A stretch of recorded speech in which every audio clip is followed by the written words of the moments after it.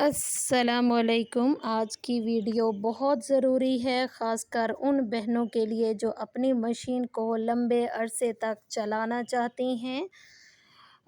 میں آپ کو اس ویڈیو میں بتاؤں گی کہ مشین کو کس وقت اور کتنے آئل کی ضرورت ہوتی ہے۔ یہ پوری ڈیٹیل اس ویڈیو میں آپ سیکھیں گے۔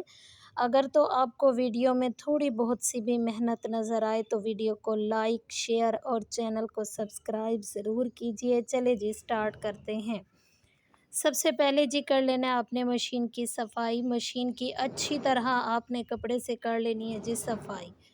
میری مشین صاف ہے کیونکہ میں اس کو روزانہ صاف کرتی ہوں، اس لیے میں نے تو اس کے اوپر ہلکا ہلکا کپڑا لگا لیا ہے۔ اس کے بعد جی آپ نے کیا کرنا ہے، اگر آپ کی مشین کافی عرصے سے گندی ہوئی ہے تو آپ نے کیا کر لینا ہے، دانتوں والا لے لینا ہے پرانا برش۔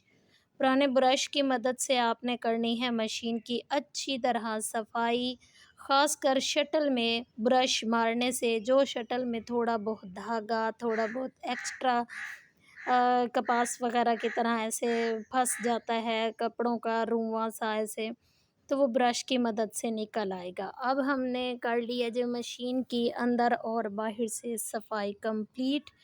اب ہم اس میں ڈالنا شروع کرتے ہیں جی آئل۔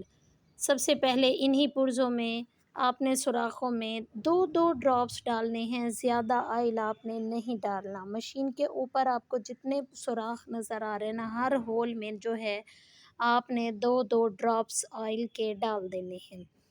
اب آپ نے جہاں سے ہم مشین چلاتے ہیں وہاں پر بھی آپ کو ایک سوراخ نظر آ رہا ہے، اس میں بھی آپ نے 2 ڈراپ ڈال دینے۔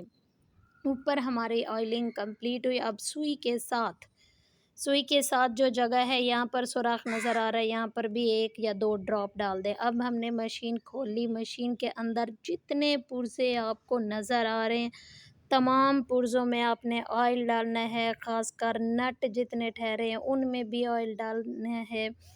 یہ نٹ کھولنے میں بھی آسانی رہتی ہے اس طرح، اور جو ہے مشین بھی لمبے عرصے تک سموتھلی چلتی ہے۔ جو مشینیں آواز دیتی ہیں، بھاری ہو جاتی ہیں، وہ اسی تیل کی کمی کی وجہ سے ہوتی ہیں۔ اچھا جی، ایک اور اہم بات ہے کہ مشین والا آئل ہی آپ نے ڈالنا ہے، آپ نے جی سرسوں کا آئل نہیں ڈالنا۔ اگر تو آپ کو ویڈیو ذرا سی بھی اچھی لگی ہو تو ویڈیو کو لائک، شیئر اور چینل کو سبسکرائب کیجیے۔ اللہ حافظ۔